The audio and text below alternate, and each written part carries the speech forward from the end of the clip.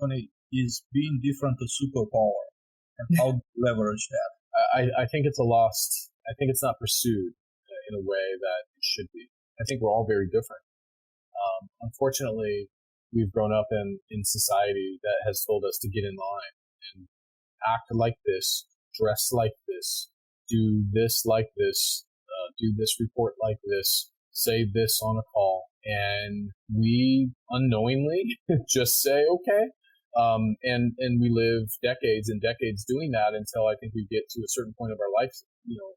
Some of us, if you're fortunate enough to say, like, why am I doing all of that? Why have I done all that? And I don't know if I want to keep doing that.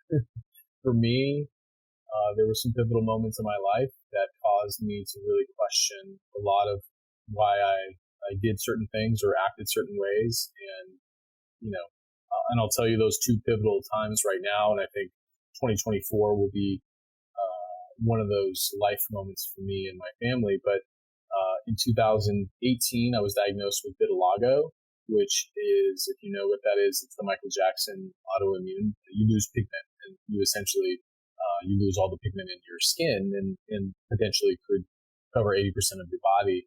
For me, that was a moment that I had to look myself in the mirror and really assess, how vain am I? It was a tough time, and I remember, the dermatologist asking me and looking really directly at me and saying, "How are you? Are you okay with this?" You don't have an option, as you know, if you've received a diagnosis of any sort. You don't really have an option. The cool part of that story is I've taken it kind of internally, and I try to eat as clean as I possibly can to try to limit the amount of sort of growth of the pigments happening. But that was a moment in my young life that I had to really question, and I call it the vanity disease.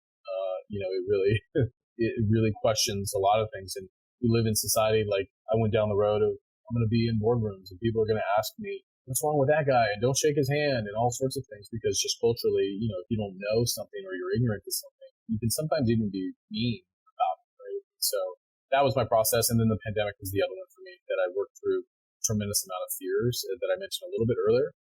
Came out on the other side, and I think catapulted my energy and my optimism and my confidence and all that sort of thing. So I haven't looked back since. So those were just some pivotal life moments that I share with the audience, that I had to do a lot of reflection. Yeah, I'm on the other side of it, and I'm excited about that. Thank you for sharing that story. That's not one I had heard.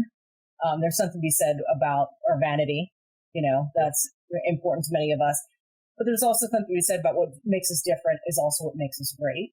And I think that's a great message to share, not only with our audience, but, within the industry, within your organization. None of us are perfect. We all have our own challenges too.